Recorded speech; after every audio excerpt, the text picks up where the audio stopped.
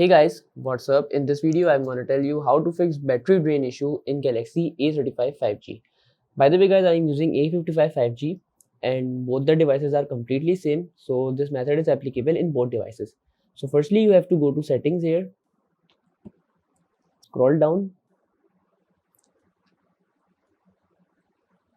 tap to battery option. So here you have to enable power saving mode so that the power saving mode is now enabled and the battery drain problem is solved.